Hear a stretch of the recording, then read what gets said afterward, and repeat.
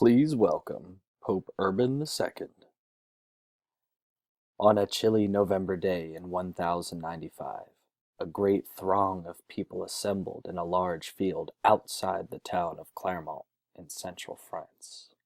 These people came from many walks of life, and they all came for the same reason: to hear me speak. Today it is common for the Pope, the official head of the Roman Catholic Church, to travel all over the world. But in the Middle Ages, a pope rarely traveled too far from the city of Rome.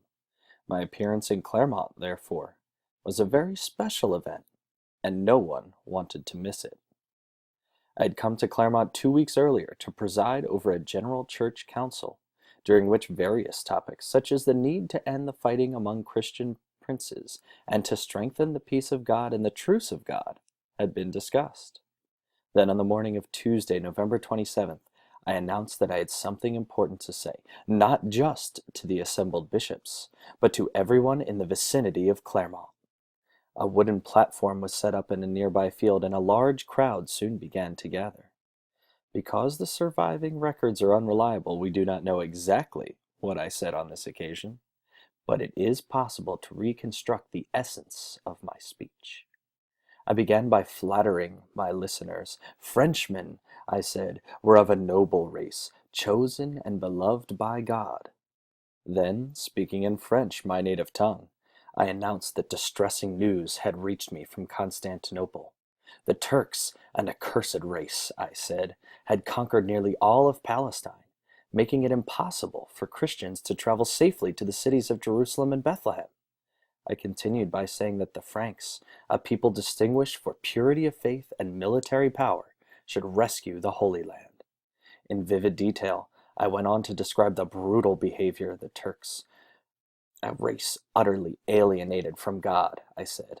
They took pleasure in torturing and murdering Christians, in burning churches and defiling the holy altars. Who shall revenge these wrongs? I demanded. Who shall recover these lands if not you? As Christians, I pointed out, it is your duty to put an end to the Turks' reign of sword, pillage, and fire. Now, the situation in Palestine was not as dire as I made it sound, but I had come to Clermont not to praise the Turks, but rather to launch a holy war against them. Throughout my speech, I stressed how vital it was for the men of Europe to leave their homes and make the 3,000-mile trek to Jerusalem. There, they would drive back the infidels and make the roads safe from future pilgrims. By doing so, they would assuredly win God's favor and inherit everlasting life. At one point, I turned my anger not upon the Turks, but upon the very knights who stood before me. Harshly, I called them murderers, blasphemers, and thieves. By engaging in private wars and invading one another's land, I stated, they had brought disorder and chaos into France. You, who have so often been the terror of your fellow man, go and fight against the barbarians. Go and fight for the deliverance of the holy places.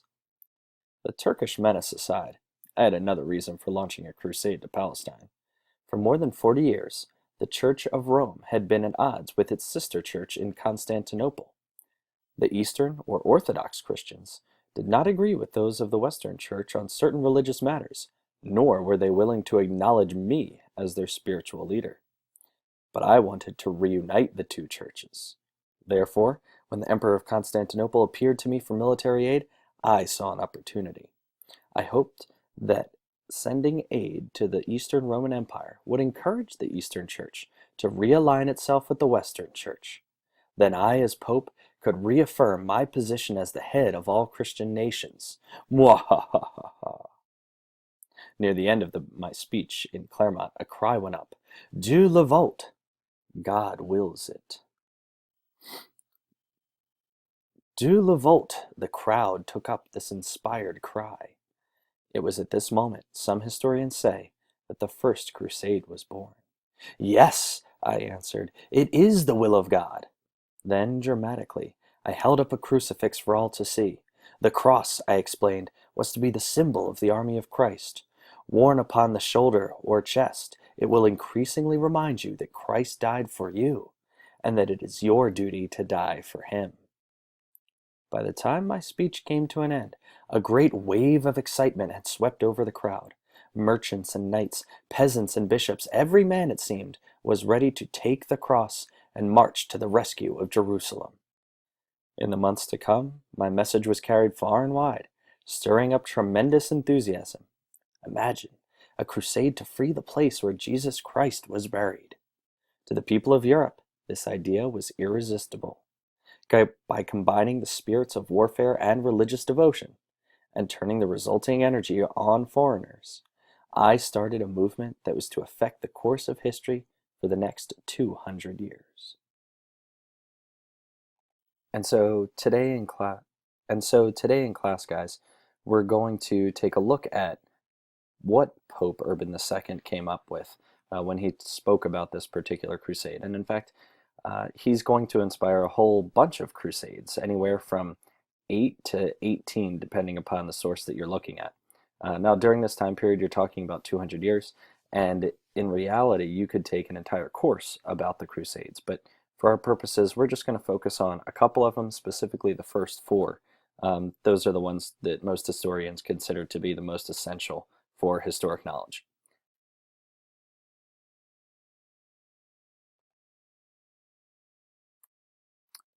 And so Pope Urban II issues this call to arms. Basically what's going on is the Seljuk Turks, a group of Turkish people who were Muslims, defeated a Byzantine army in Turkey. And this is right about here, central part of Turkey, but making their way from Palestine up closer and closer to the city of Constantinople. And if you think back to when Constantine initially moved the capital from Rome after the empire had been split in half, this was the eastern part of the empire that is being ruled from the capital of Constantinople. So these guys in 1095 CE were within 100 miles of Constantinople, and the head of the Eastern Orthodox Church in the Eastern Empire is getting really, really worried at this point. And he asks Pope Urban II for some help. And this is the point at which Pope Urban II delivered that speech in France, calling a combination of religion and military strength all at the same time in order to try to drive back the Turks. And his motivations for this, there are really three of them that you need to make sure that you know. The first one is his stated purpose. This is the one he tells everybody in France, and it's to regain the Holy Land. We have to get back the Holy Land. The areas known as Palestine, the city of Jerusalem that we just discussed in our Indiana Jones lessons, this is the one that he says to everybody that this is the main reason why. And his second reason for this is something that he had already been in France for, and that's because in feudal society, you have all of these different kings who have all of these small areas of land. And as we spoke about before, they're all fighting each other to try and gain land and regain land or drive people out. And so you have Christian knights fighting each other all across Europe. And this is really the secondary reason for the crusade, is to try to get the men of Europe to stop fighting each other for small pieces of land and to fight a common enemy instead, to try to fight the Muslims instead. And the third reason that Pope Urban II, and really this is the one that is kind of in his mind that he's not really sharing with anybody, and that's to reunite the Eastern and Western churches. In his mind, if he can recombine the Eastern Orthodox Church with the Western Roman Catholic Church, the one that he is in charge of, he can rule over both of them and really, really expand his power. So if you think about your parents, why they tell you not to eat ice cream. The first reason, the stated reason, is you're going to spoil your dinner. They want you to have good values. They want to make sure that you eat your nutrients, blah, blah, blah. The second reason is the secondary reason. They know that you'll get a stomach ache and you'll be whining about it all night, and they don't want that to happen. But the third reason is really kind of the understated one, and that's because your parents want to eat all of the ice cream for themselves, and they don't want you to have any. And that's what's going through Pope Urban's mind right now. He wants to eat all of the ice cream for himself. He's hoping that by helping the Eastern Church defeat the Muslims, he can then try to take over both parts of the Holy Roman Empire. The First Crusade is really and truly the only successful one.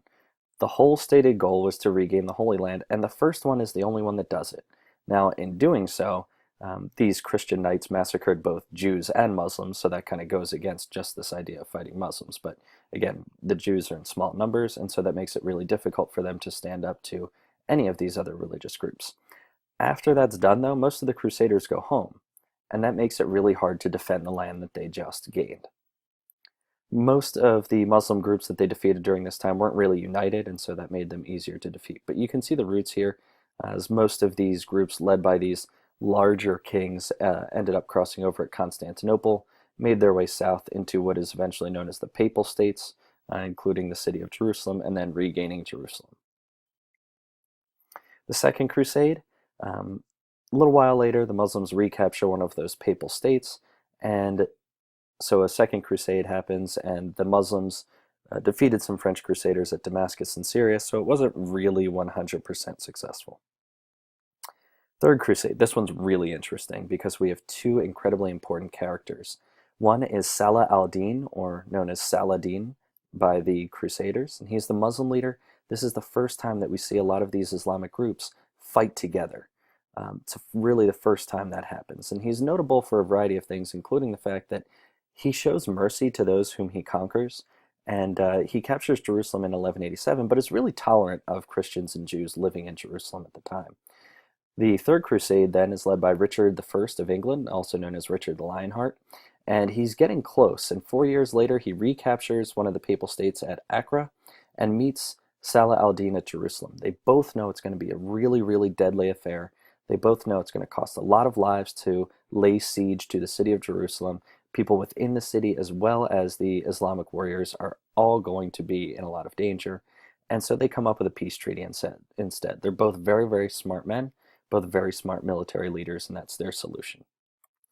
The Fourth Crusade is interesting because it really has nothing to do with the original stated goal. Pope Urban II's stated goal was to regain the Holy Land. Well, this has nothing to do with that.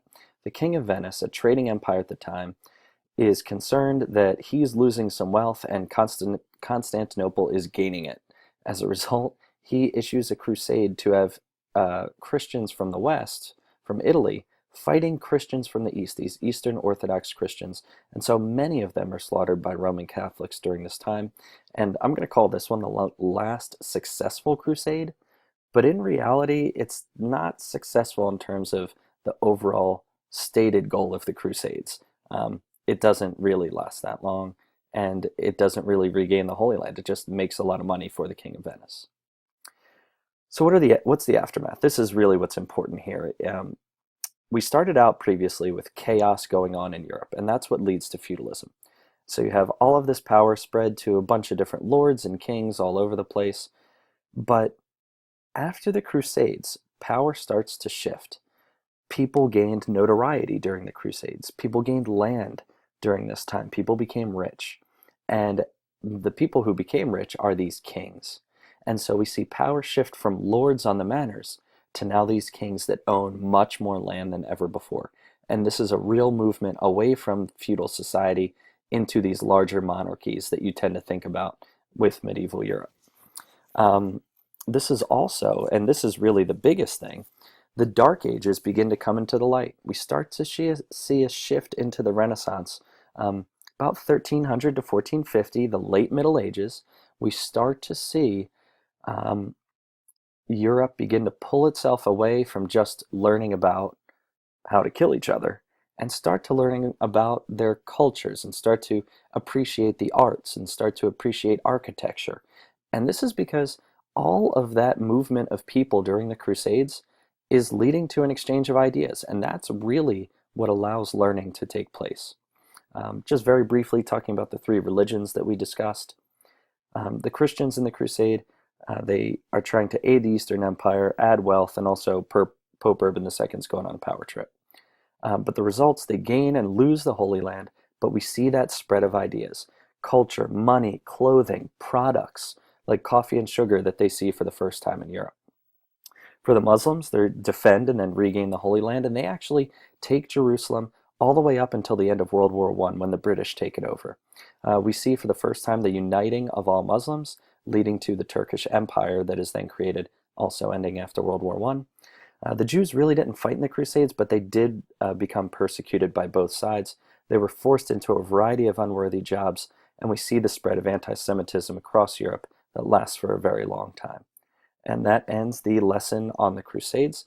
Please see Mr. Hardesty or myself if you have questions.